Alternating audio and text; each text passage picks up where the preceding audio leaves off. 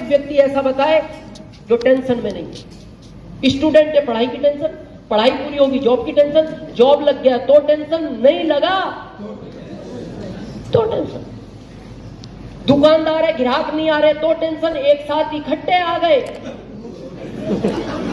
तो टेंशन, किसान है, बारिश नहीं हुई तो टेंशन, इकट्ठी हो गई तो टेंशन।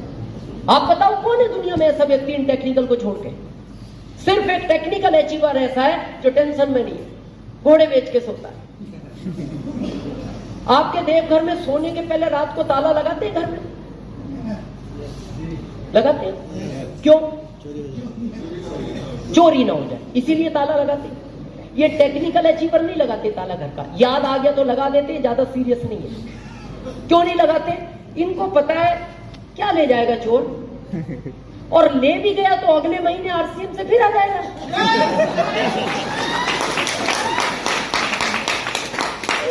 क्या घर से लगाया जो चला गया? गीता जी वाला संदेश क्या लाए थे? क्या लेके जाओगे? क्या पाया जो खो दिया? क्या लगाया आपने आरसीएम में जो खो दोगे? लेकिन आज तक आरसीएम वाले के घर चोरी नहीं हुआ, ये रिकॉर्ड है। पता है क्यों? चोरी भेद से होता है। आदमी पहले उसके बारे में पता लगाता है, ये घर में कितने लोग रहते हैं, कब आते हैं, कब जाते हैं, कौन कब तक जागता है, कब सोता है। तो जब वो इसका पता लगाता है तो इसके घर पता है चोर क्यों नहीं आता? उसको एक ही बात का टेंशन होता है, जाग गया तो प्लान दिखाएगा।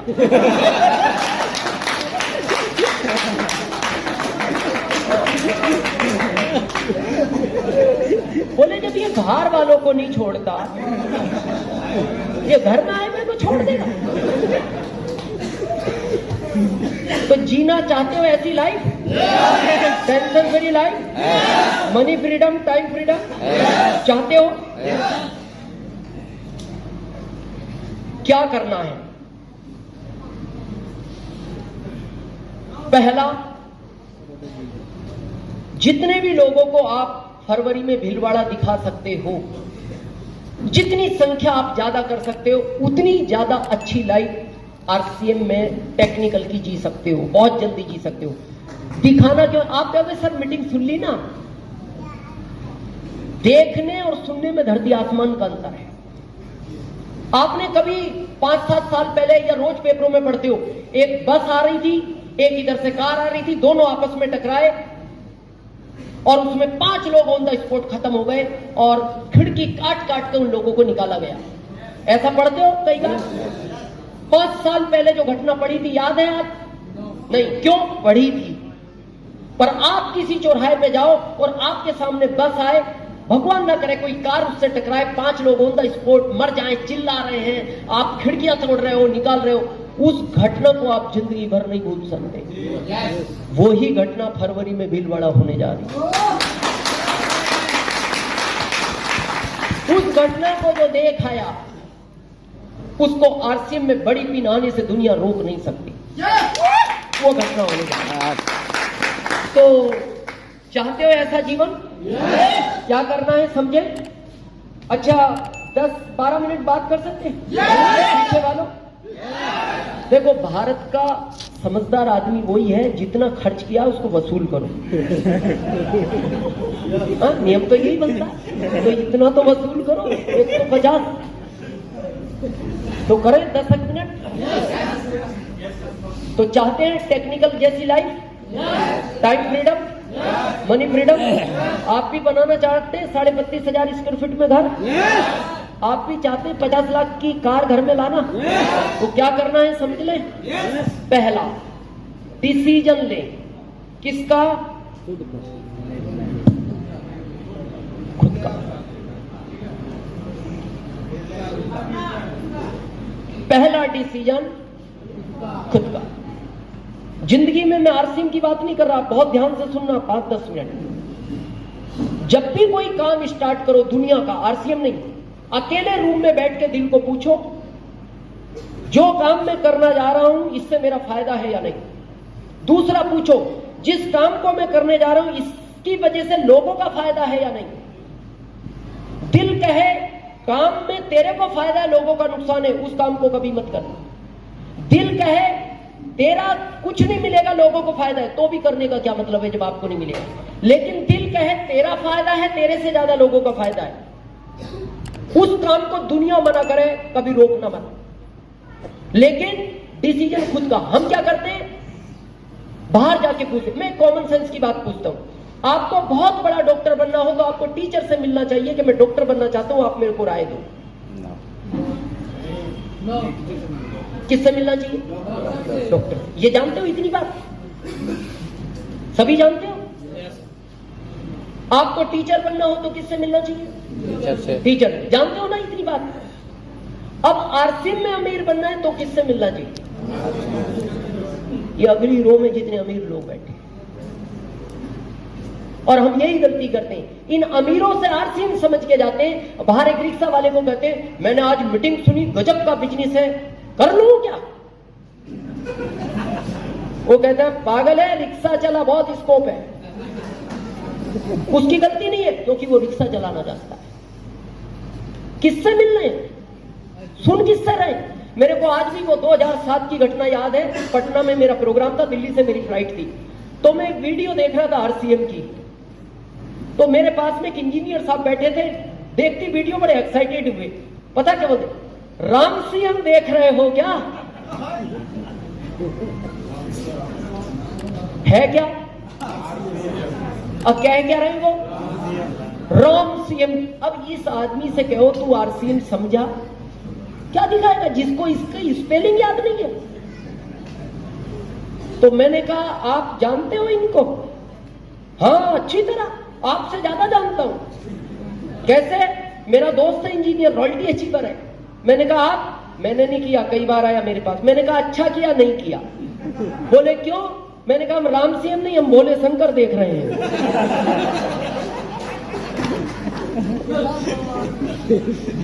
किससे मिल रहे हो? ये बात पता है मैं क्यों कह रहा हूं? हम ज्यादातर अपने मिलने वालों से राय लेते। मैंने ली, मैं प्रैक्टिकल बात करता हूं हमेशा। सबसे पहला फोन मैंने मेरी मां को लगाया। मां मेरी यूपी, मैं एमपी। मैंने मेरी मां को कहा मां मैं जॉब छोड़ रहा हूं। क्या रिएक्शन होगा मां? पागल हो गया तू? तेरे को जॉब के लिए भेजा और जॉब छोड़ रहा है? मां मैं एक बिजनेस चालू कर रहा हूं। मां का अगला रिएक्शन, पैसे कहां से आए तेरे पास बिजनेस के लिए? कोई ना कोई गलत काम करने लगा आजकल तू। नहीं मां, एक ऐसा बिजनेस है जिसमें पैसा नहीं लगाना, बहुत पैसा आएगा। हमें तुम्हें नहीं, पड़ोसियों को आएगा, गांव को आएगा, समाज को आएगा, देश को आएगा, जिंदगी बदल जाएगी सबकी। अगला रिएक्शन, बेटा कैसी बहकी बहकी बातें करता है तू? तेरे को किसी ने जादू टोना करा दिया बेटा। मैं तेरे छोटे भाई को भेजती हूं, तेरे को लेकर आएगा, तेरा इलाज कराएंगे, ठीक हो जाएगा तो वापस छोड़ेंगे, नहीं तू हमारे साथ गांव में रहे। ओके मां। अगला फोन लगाया मैंने मेरे छोटे भाई को जो दिल्ली रेलवे पुलिस में, और हमारे परिवार में सबसे पढ़ा लिखा वही है। मैंने उसको कहा भाई कब तक स्टेशन पे डंडा लेके घूमता रहेगा? ये जिंदगी है तेरी? अरे ताल कटोरा स्टेडियम में जा, एक प्रोग्राम हो रहा है, जिंदगी बदल जाएगी तेरी, मेरी, गांव की, समाज की, देश की। तो उसका जवाब था भाई साहब आपकी कोई गलती नहीं है, कम पढ़े लिखे लोग ऐसा ही करते हैं। ये सगे भाई का रिएक्शन है। अब तीसरा फोन किसको लगाएं? तो मैं आपसे पूछना चाहता हूं, आरसीएम के प्लेटफॉर्म से अलग हटके, आपको कोई फैक्ट्री खोलनी हो, कोई बड़ा काम करना हो, किससे राय लेते हो? पैसे वाला जो आपकी रिश्तेदारी में सबसे सक्सेस आदमी है। आप पूछते हो इनको अनुभव ज्यादा होगा सक्सेस में, इनसे पूछ लो मैं ये काम करूं या ना करूं। तो मैंने तीसरा फोन लगाया मेरे फूफा जी को, जो पुलिस में लगे डीआईजी रैंक से रिटायर्ड हुए लखनऊ से, और हमारे रिश्तेदारियों में सबसे सक्सेसफुल माना जाता था उनको। उनके दो बेटे हैं, दोनों अमेरिका में, एक डॉक्टर एक इंजीनियर। तो जब मैंने उनको फोन किया, मैंने कहा फूफा जी एक ऐसा काम मैंने सोचा है, मैं करने जा रहा हूं। तो उन्होंने मेरे को पुलिस स्टाइल में बात की। यू नो पुलिस स्टाइल, वो भी यूपी का, पुलिस वाला भी कहां का? पुलिस स्टाइल समझते हो नहीं? पुलिस स्टाइल का मतलब है जो गालियां आज तक आपने नहीं सुनी वो उनको याद होती है। मतलब अगर अच्छा आपको तो अनुभव होगा, परिवार में कई हैं, सुबोध जी के तो ब्रदर हैं पुलिस में, डीएसपी हैं शायद, एक और भी दरोगा जी भी हैं। मतलब हम ये कह सकते हैं गालियों का अपर वर्जन जो उनको पता होता है। तो उन्होंने 3 मिनट तक वो सुनाई मेरे को, क्या अपर वर्जन। अब क्या क्या सुनाया ये तो मैं इसलिए नहीं बताऊंगा, या महिलाएं बैठी हैं, पर एक लाइन में मैं बताऊं, उससे आप समझ जाओगे क्या सुनाया होगा। 3 मिनट तक मैंने उनसे फोन पे बात की और 3 मिनट के बाद से मेरा ये वाला कान कम सुनता है।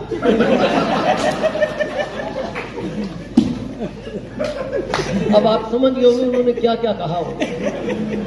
उसके बाद मैंने मोबाइल से सिम निकाली, उस सिम के 3 टुकड़े किए। कितने? क्योंकि 3 लोगों से बात की, डस्टबिन में डाली और मैं उदास हो गया। मैंने कहा दिनेश काम ठीक नहीं है, मदर विरोध में है, भाई विरोध में है, ऊपर जी विरोध में, फिर समझाएंगे किसको। मेरे दिल ने मेरे से पूछा तू पागल है? मैंने कहा क्यों? अरे तेरे को करना है तो कर, नहीं करना मत कर, फोन क्यों करता है? तू अपने आप से पूछ किस काम को मैं कर रहा हूं, ये सही है कि नहीं? मेरी जिंदगी बदलेगी, मेरी वजह से लोगों की जिंदगी बदलेगी। अगर काम सही है तो तू फोन मत कर, भले मत कर, लेकिन अब किसी को फोन मत कर। और यहां तक कि मेरे दिल ने कहा तेरी पत्नी से भी मत पूछना, और नहीं पूछा मैंने आरसीएम शुरू किया। और मैं आज ये ईगो में नहीं, गर्व के साथ कहना चाहता हूं, मेरे इस दुनिया में जितने भी रिश्तेदार हैं, भारत में नहीं दुनिया में जितने भी रिश्तेदार हैं, उन सब में सबसे अमीर आदमी आज मैं हूं। तो आज के बाद डिसीजन किसका लोगे? खुद का। नहीं करना तो भी लो, नहीं करना तो अब आना ही नहीं मीटिंग में, नहीं करना आरसीएम आज से बंद करो। करना है तो दुनिया भी मना करे, फिर रुकना मत, डिसीजन अपना। क्लियर है? सेकंड, विश्वास होना चाहिए आपको। किस पर? खुद पर। पहला कि मेरी अपलाइन साथ दे या ना दे, मैं स्टार मूवी बनूंगा। मेरी लाइफलाइन ये साथ देना दे, मैं दूसरे प्रदेश में करूंगा, मैं बनूंगा। दूसरा विश्वास इस सिस्टम पर, जिसने करोड़ों लोगों की जिंदगी बदली है, मेरी भी बदलेगा। तीसरा विश्वास उस पर, जितने लोगों को बुलाया था आए हैं सब, क्यों नहीं आए? उसकी बगैर मर्जी के इस दुनिया में पत्ता नहीं हिलता। वो जिनको अमीर नहीं बनाना चाहता था उनको नहीं बुलाया उसने। और अगर आप यहां आए हो तो मैं आपसे एक प्रश्न पूछना चाहता हूं, एक पिता कभी चाहता है मेरा बच्चा एग्जाम में फेल हो जाए? जब एक पिता नहीं चाहता मेरा बच्चा एग्जाम में फेल हो जाए, वो तो परम पिता है, उसने अगर यहां बुलाया इस एग्जाम में पास होने के लिए बुलाया है। तो तीसरा विश्वास उस परम पिता पर। और चौथा विश्वास आखिरी, अपनी एक्टिव इफेक्टिव ग्रोइंग अपलाइन पर, जो दिन रात आपके बारे में सोचती है कि मेरे इस व्यक्ति के कितने लोग भीलवाड़ा जाएंगे, मेरे इस व्यक्ति की कब कार आएगी, मेरा इस लाइफलाइन का कब घर बनेगा, जो दिन रात चिंता में है, उस पर करना। क्योंकि दुनिया में 2 अपलाइन है जो कभी आपका बुरा नहीं सोच सकती। ध्यान से सुनना, एक तो आपकी जिंदगी की पहली अपलाइन आपकी मां, और दूसरी अपलाइन इस सिस्टम की। ये कभी बुरा नहीं सोचते। और मेरे को बड़ा दुख होता है, जब से आप इस दुनिया में आए, जहां तक आए हो, इस विश्वास की तो बड़े हुए हो। yes. और जिस सिस्टम से आपकी जिंदगी बदल सकती है उस पर आपको विश्वास नहीं। आपने होश संभाला, आपकी मां ने आपको क्या कहा? बेटा ये मामा है तुम्हारे। तो क्या बोले आप? मामा। ओके मामा। कुछ दिन बाद आपकी मां ने कहा बेटा ये चाचा हैं तुम्हारे। क्या बोला आपने? क्यों बोला? क्योंकि आपको पता है ये जो मेरी अपलाइन है, ये मेरे बारे में कभी गलत नहीं सोच सकती, ये जो बता रही है वो सब सत्य है। फिर कुछ बड़े हुए, फिर आपको कहा बेटा ये नानी है तुम्हारी। नानी फिर थोड़े बड़े हुए, फिर आपको कहा गया बेटा पापा सिर्फ यही है।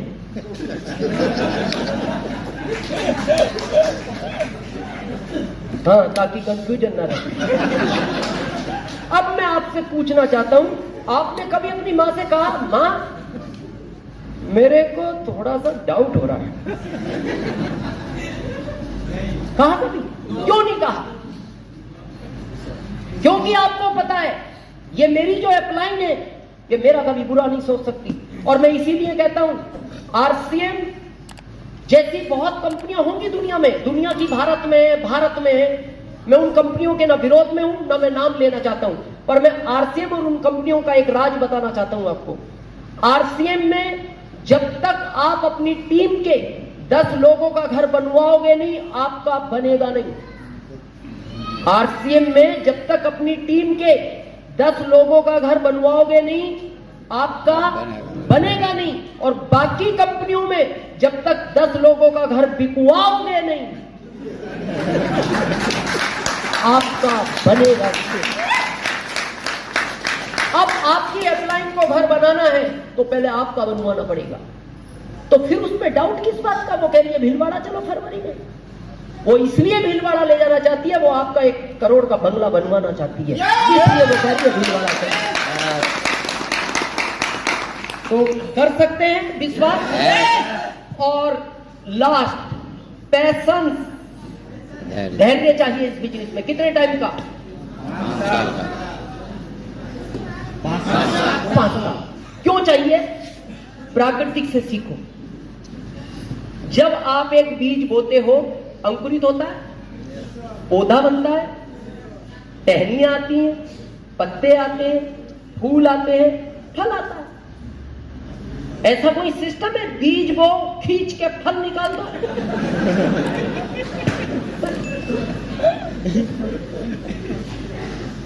और हम में पैशंस नहीं है। अभी आप देखना, यहां से बाहर निकलोगे ना, कुछ लोग मिलेंगे, आरसीएम कर रहे हो क्या?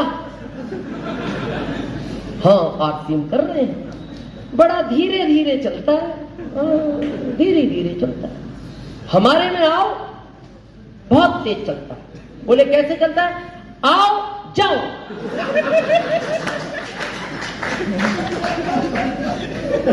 बोले जाओ, आओ जाओ, और कहां जाओ? जाओ।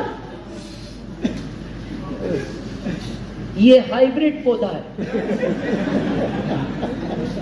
ये नेचुरल पौधा है। यहाँ बुजुर्ग बैठे हैं, आज के 30 साल पहले किसी ने सुना कोई हाइब्रिड पौधा भी होता है? और आज एक आम वो है जो 5 साल में बड़ा होता है, और एक आम आज वो आने लगे जो इतने बड़े पे फल आ जाते हैं, वो हाइब्रिड है।